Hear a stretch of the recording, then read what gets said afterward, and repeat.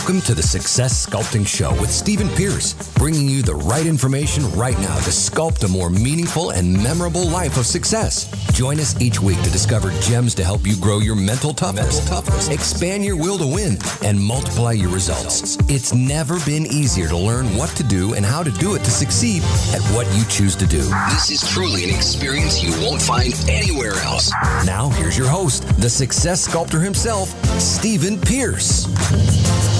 Hey. Welcome to episode number 3 of the Success Sculpting Show. I'm Stephen Pierce, your host. And we're going to continue from where we left off in our previous session. And what we want to look at now is how to not allow life's resistance to outlast our personal persistence. In other words, how to never give up. How to build that level of persistence and perseverance to stay in the game long enough to win it. Because listen, let me tell you something. Endurance is everything. I mean, you can have all kinds of skills, you can have a world of opportunities, and you can have great potential. But if we don't endure, we don't stay in the game long enough to give ourselves the opportunity to win, then winning is not necessarily likely. So what we're going to look at, we're going to go back to another segment from the live stream where we're going to really focus in on this whole element of persistence and perseverance. Because see, you can't really see this. You can't smell it. You can't touch it. It's one of those intangibles. While not seen, it's most definitely a necessity to your success, because there's all kinds of stuff when it comes to success that you can actually see. But this is the kind of stuff that, while not seen, there is no success without it. There is no success without perseverance. There is no success without persistence. So what we want to understand is, how do we personally build that up? How do we go about having this to be, well, basically extract that substance out of us, because it's really already there? How do we allow ourselves to tap into that level of intestinal fortitude that will have us to stick to it when it seems like life is sticking it to us? How do we continue to have the level of resiliency that has this unstoppable, perpetual bounce back that no matter how many times we fall down, we're not counting that. We're keeping count of how many times we get back up, because that is what perseverance and persistence is all about. Not just participating in the game, but persisting, not just starting, but continuing and completing it and seeing it all the way through. To do that, we have to have more than an idea. Like I tell people all the time, success is not about having a wishbone, it's about having a backbone. And it's that backbone that allows us to persevere and to persist. Even when you're standing alone, when everybody that started with you is gone, when all the plans you carefully laid out have basically fallen apart. But all you have left now is that flame of hope that burns inside of you, knowing that you can achieve what it is you say you want to achieve. But you just need to endure. You need to hold on. You need to persist. You need to never give up. And what we're going to do is we're going to go over to that segment and we're going to discuss how to never give up, how to build your persistence and your perseverance to stay in the game long enough to win. So let's go to that segment, and I'll be right back with you when this segment is completed. How many times have you been tired of preparing? In fact, what is the importance of preparing? Why do you think he was quitting? Why do you think he was leaving? Let me ask you something. Based on what it is you say you want to accomplish in your life, based on what it is you say that you want to do in your life, and you're like going through this process, you're doing this, that, and the other, and based on what it is you're told, these certain things are supposed to show up in your life, or these certain things are supposed to happen for your life, and it's not happening, and it's just like, I'm tired of this. I'm tired of practicing. How many times have we taken our eye off the ball, or we've taken our eye off of the objective, which is to get better at what it is we're doing? Because we feel as if what it is we're doing doesn't really matter in the scheme of the big picture. We have this disorientation, which I'll get to in a minute here. But how many times have you quit? Here's the thing. There's nothing wrong with feeling like quitting. There's nothing wrong with thinking about quitting. There's nothing wrong with even talking about quitting. There's nothing wrong with in your mind saying, that's it, I'm done, I quit. As long as you don't actually do it. speaking from example, again, going back to the Bible, Jesus never wanted to quit, but correct me if I'm wrong. Did he not say, well, listen, Father, if this cup can pass me by, right? If there's another alternative to this, let's do it, right? So this feeling to want to not do something or want to give up is okay, but the big error is when we allow that feeling to override the commitment. It's really about endurance. Endurance qualifies you for the reward. Endurance, perseverance, that persistence to being able to see it through, even when you can't even see what you're going through. It's just like you're just blinded by whatever it is. So the only thing you have is just a picture in your mind of what it is you said that you want to create. But all this other stuff in between kind of gets a little blurry and it becomes disorienting. So you get distracted and you become depressed. You get disoriented. You get dismayed. You just get dis. The final dis of them all is you just want to dismiss yourself from the entire game, the entire process. So what we need to do is understand how to stay in the game, how to stay in the process, even when it seems like it's just a never ending, ongoing, what seems to be like a endless process of the same thing. So when we talk about process and performance, we have a tendency to think about the external processes that we are working on, the external performance that people are able to see that we're engaging in. But the process and performance that precedes that are your internal processes, your internal mental performance. It precedes and even trumps your external performances. So where we excel from an internal performance perspective and where we excel from an internal process perspective is going to impact how we actually perform from an external, physical, or whatever other way you want to look at it, process and performance measure. So the question is, how are you performing from a mental standpoint? Which, by the way, you can see a person persistent. You can see it there physically with your eyes. You can't touch it. You can't smell it. You can identify it because you know what it looks like. You know what that intestinal fortitude looks like, but you're able to identify that because what? It's showing up on a person's performance because it is on the inside of them. It's one of those things that is driving them to do what it is they're doing. So there has to be a way to go about developing that, okay? Performance and persistence looks at the overall fitness of your spirit, soul, and body. It becomes very hard to persist and to persevere in the face of great obstacles and great odds if there is not an alignment of total fitness between the spirit, between the body, and between the soul. Where the body, because I want you to think about a minute think about the special forces and understanding the mindset behind special forces like Navy SEALs, Army Rangers, sniper teams. First of all, to become a special forces is a process that is not designed to qualify you. It is designed to disqualify you. Now I want you to think about that for a minute. The process for becoming a special ops force team member is a training engineered to make you quit.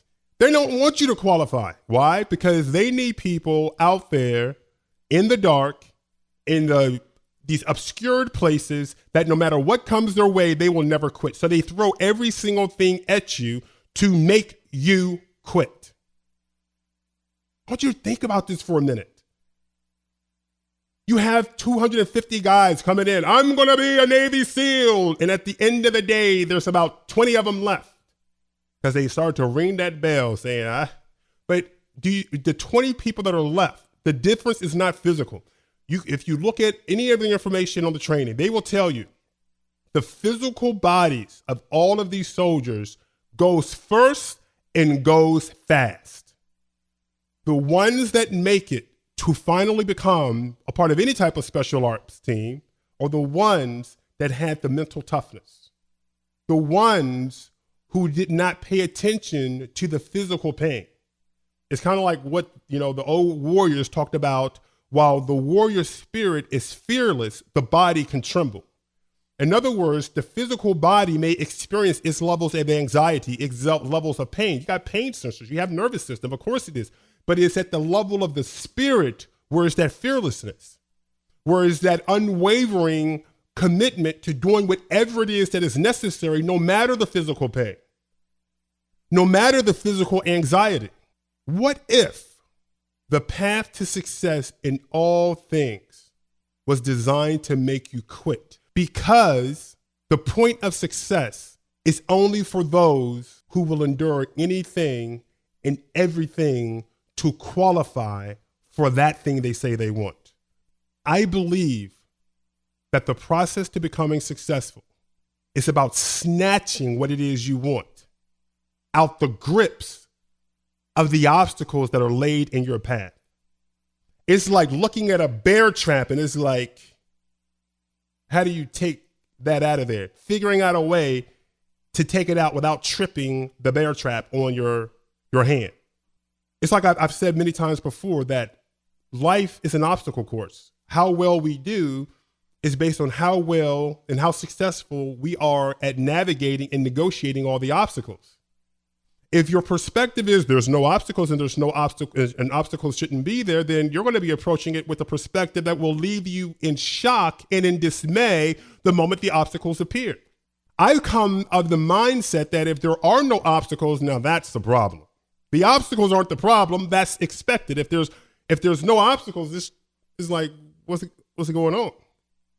Something's wrong. Because there's always an obstacle there. It's kind of like two teams showing a basketball team, or you name it, an athletic team showing up to play a game. Think about your favorite basketball team, football team, or baseball, basketball, hockey, you name it. They show up and the opponent isn't there. Is that normal or abnormal? The opposition didn't show up. What are we going to do? Play ourselves? Play with our imagination? I don't think so. They're expecting resistors. Think about this for a minute. They're expecting the resistors to not just show up, but to be prepared to try to deny them the win. Now imagine if that was your approach to life. Imagine if your approach to life was such that every day you woke up, you expected the face of resistors to be there to deny you what it is you say you want. So you woke up prepared to face the resistors as opposed to complain about resistors. Perspective. Why is it that athletes and anybody in professional sports will go into camp every summer to prepare, and they will train and prepare? Their preparation to win is about preparing to overcome a team that is preparing to overcome them. They know that winning is only found through beating somebody else that is equally prepared to beat them. What if that was your metaphor? What if that's how you trained yourself? That you weren't looking for it to be easy. You weren't looking for it to be convenient. You weren't looking for it to be affordable in time, energy, money, you name it. But you were looking for it to be worth it. Your perspective on how you approach success is everything. How are you preparing? Are you preparing yourself to be able to persevere and persist? Or is your lack of preparation setting you up to be pounced the moment something doesn't go your way, which, by the way, will be most of the time? Most of the time, your plans ain't gonna work. Forget about it. It's not gonna happen. Most of the time. Resistance is all around you. There's nothing you can do to control the resistance, but you can do everything to prepare to overcome it. That is our personal responsibility. Our personal responsibility. Another point to ponder is you can't respond according to how you feel. You must respond according to the situation. We have a tendency to want to respond according to how we feel, which many of the times will not necessarily be the right response in the scheme of the big picture, but it may be a emotionally gratifying response over the short term, which many of those things, it's kind of like eating the chocolate cake in the moment, then you pay for it with your muffin tops or love handles a little bit, or bad health later on. So what we have to understand is, what is the response? And really, it's reacting emotionally, responding from a more intellectual and thoughtful standpoint, being more thoughtful about how we respond, thinking before we actually respond, as opposed to all these emotional reactions. So do you feel? Absolutely. No question about it. But the question is, what do we do the moment we feel? Think and respond versus feel and react. Most reactions are snap based on what it is we're feeling in that moment, because we are slaves to what we feel. Our feelings are whipping us around, and we don't have to do. We have to just shake this feeling off, and the way we shake it off is our reaction. And then there's all kinds of regrets and all kinds of other stuff. And next thing you know, you wake up and you find yourself in a deep pile of dung that you're trying to clean up because you allowed your feelings to deceive you in the moment and react in the way that would not serve you. But then it's like, well, in hindsight, I would have done it differently. Well, how about we make hindsight foresight? In other words, let's not think about it after the fact. Let's project, well, what will happen if I do this? We know how powerful emotions are. There's no question they're extremely powerful. That's why we need to tame them and not be tamed by them. All right, we can keep going down that path, so we're going to stop that one. The next one is understand that you build a winning position over time, not overnight. You build whatever your winning position is going to be. That position is built over time, is not built overnight. Disorientation. For example, let's just say you're getting into the whole gardening thing or farming thing, and you see everybody else. They got their beautiful gardens. They got their beautiful fields of vegetables and fruits or flowers or whatever. And it's like, I'm going to do that too. So you go out there and well, first of all, there's two groups of people here. Here's the ones that are complaining that they don't have the garden. They don't have the fruits or the vegetables, and they're praying for it to come. And now they are just completely disgruntled that they don't have anything. Everybody else, they got the watermelons, they got the grapefruits, they got the apple trees and all this other kind of stuff, and they have nothing. But they neglect to tell you that they planted nothing. That's a problem. So it's like the equivalent is people that are expecting to live a life that they made no investment to deserve. Then there's the other side where it's just like they're complaining about what it is they do have. It's like, why in the world do I have these strawberries? They wanted watermelons, but they got strawberries. Is it possible that you planted watermelon seeds? Slight possibility that you planted watermelon seeds, because there's no possible way that you can think a watermelon seed into a bundle of strawberries. So what are you putting into your ground? What is it you're putting into your ground? And then there's those that are just, they put it out there today. They put the seeds in the garden today, and they come out tomorrow wanting, where's my garden?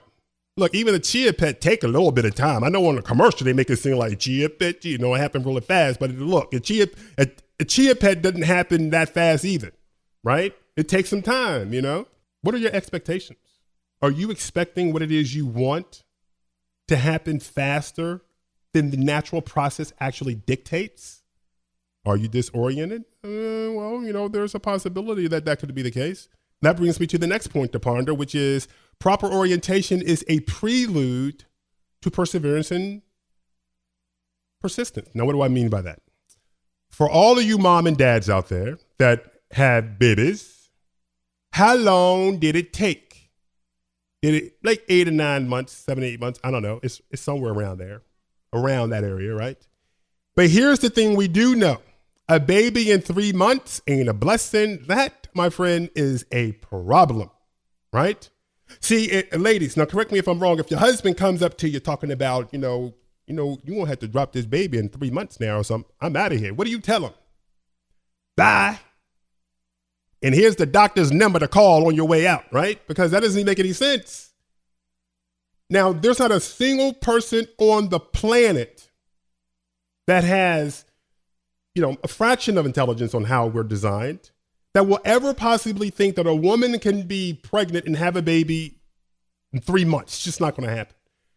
That means we are properly oriented. We have the proper orientation of a baby. 3 months, that's a problem, okay? So we know that. So we're not going to get beside ourselves and go completely out of bounds on expectations. But let me ask you something. That baby called your dream, do you know what the time span is to give birth to that? If not, is it possible you can have a disorientation in how long it takes? You expect it to happen this fast, but actually it takes about that long. People do that. They bail out when it comes to weight loss. They bail out when it comes to building businesses because of the disorientation. Their expectations on what they thought it would take in terms of time, energy, and money had a mismatch in what it actually takes. Are you following me? So we want to make sure that we are properly oriented to what it is we're doing. And that's what I mean by the proper orientation. And so here's the thing. The moment you understand from a more realistic standpoint on what it's going to take for you to produce what it is you say you want to produce, guess what? You're going to stick in there. It's like, every team entering their seasons know it takes X number of games or X number of months to go to the championship and be able to win it. They're not going to bail out mid-season. Man, this is taking too long. No, they know how long it's going to take. They know what they have to do. Now we go back to the goals, the outcome goals, your performance goals, your process goals. We go back to behaviors. Remember, quantity behaviors, quality of behaviors, focus of behaviors. We have our intensity, and then we have the rest. We have all these different things folded together, and they're all wrapped around the expectations and timelines. It all can come crumbling down on improper orientation on how long it would take you to do something. And here's what I propose. It doesn't matter how long it takes. It takes however long it takes. See, an error with looking to succeed at something that you've never done before is we try to put all these timelines on what it should be. And that if it doesn't happen within that timeline, that's it. We're done. The problem with a lot of people is that they don't really have, it's not that they don't have the original plan, they don't have the contingency plan. The contingency plan is the plan that kicks into gear when something goes wrong. Like something's wrong. The plan didn't work. So they just bell, hey, what happened? Hey, the plan didn't work. Well, what did you do? Hey, the plan didn't work. It just didn't work. Now, the reason a lot of people don't develop contingency plans is because that's too negative. That's too negative. It's like, well, what if that doesn't work? Don't be talking negative to me. Hey. But I think one of the things we have to understand is where truth and positives and negatives collide. So if you go to the garden, the whole Luciferian doctrine is that God was negative and Lucifer was positive. God was like, don't eat of the tree that's sitting in the center of the garden because you will surely die, right? Well, Lucifer was like, you will not surely die. You would be like God, knowing the difference between good and evil. The Luciferian doctrine is like, God wanted to keep you in a box in the garden. Lucifer was positive. He wanted to free man, liberate man, enlighten them, allow them to whatever. So you can easily say God was negative and Lucifer was positive if you were going to do that. But what happens is if that is the filter of everything, you lose the essence of truth. I understand the wanting to navigate your life through positives and negatives, but truth does not identify positive and negative. Truth is truth. We are the ones that say, well, that's negative or that's positive. Truth does not have a bias of being negative or positive. It just is what it is. It's the truth.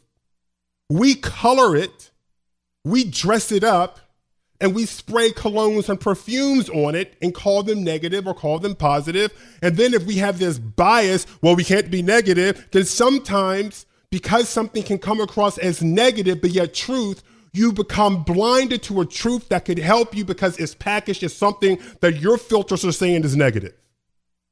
Thus, people don't create contingency plans because that's negative, but truth of the matter is your original plan has a high probability of not working. That's not negative. That's truth. So let's have a contingency plan. It's like a quarterback going at the line of scrimmage. Do you know what an audible is? And if you don't know quarterback jargon, I apologize. An audible is a quarterback at the line of scrimmage switching the play that he called in the huddle. So they're in the huddle and the quarterback says, let's do this. And they're like, great, let's do it. They line up and then the quarterback either sees a new opportunity or he sees a defense that's set up to shut down the play that he just called. So he decides to switch it up. So he calls an audible. Now the guys on the line of scrimmage don't be like, oh, he don't know what he want. He getting negative. He changing everything up now. What happened to that play? No. The level of flexibility, remember I said earlier when we started this session, the person with the most options wins? See, here's the thing. If you don't give yourself the options to be able to change as the environment is changing, you become extinct. Why do you think Blockbuster suffered at the hands of Redbox and Netflix? Because they were Blockbuster. Now they're no longer on the block because they went bust. Because they didn't adapt, they didn't change. Why is it the music industry are slaves and servants to iTunes and Napster and Rhapsody and all those other companies? Because they were so fixated on what was, they were blinded to what could be. So they didn't change. Amazon did not create book buying.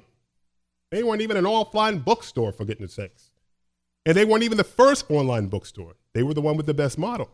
The offline bookstores suffered. Barnes and Nobles were far behind. When they decided to go online, the news was Amazon is in trouble because Barnes and Nobles is going online. Amazon still owns Barnes and Nobles in terms of ratios.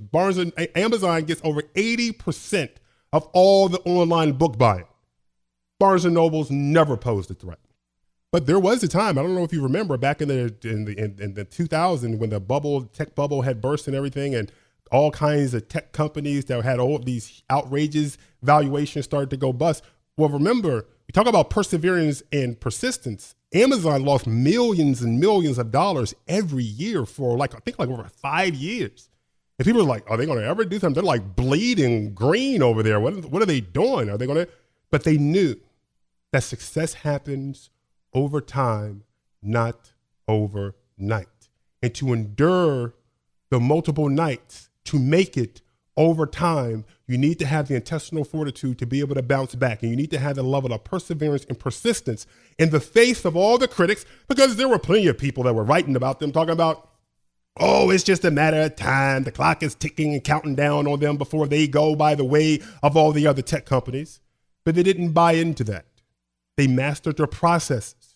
They excelled at their processes. The same thing like Zappos did. If you know the story of Tony Hess, they were about to go out of business.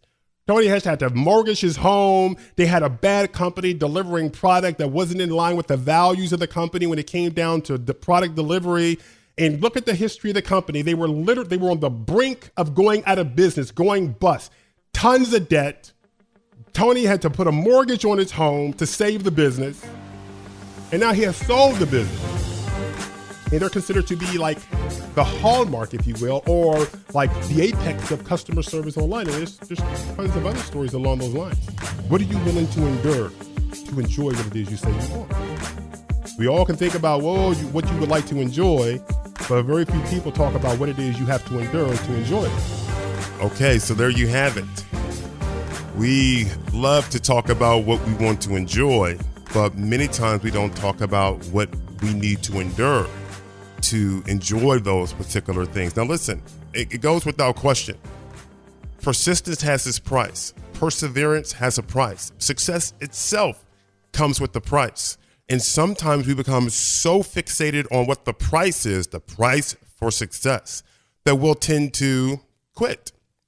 Because sometimes we'll think the price is too high in time, the price is too high in money, the price is too time and energy, the price is too much in whatever. But how often do we take the time to think about the cost Yes, success has a price. Persistence is a part of that price. Perseverance is a part of that price. But here's the thing. Quitting has a cost. So what we want to make sure that we're doing is not just looking at what the price is that we must pay to become successful or whatever it is we're choosing to do. What is it going to cost you if you quit? What is it going to cost you if you give up? What is it going to not just cost you, but what is it going to cost your family? What is it going to cost the people you say you love? What is this going to cost your destiny? What is this going to cost your legacy? What is this going to cost your future? What is going to be the cascading cost? In other words, all the other people are going to be impacted negatively because you decided to quit. Because you decided to allow life's resistance to outlast your personal persistence. Listen, we're going to always pay something. We're going to pay the cost of quitting, or we're going to pay the price of winning. We might as well, since we're going to have something to pay, we might as well pay for the positive. We might as well pay the price for winning, no matter what that price is. As long as it's legal, as long as it's ethical, as long as it's morally correct, we pay that price.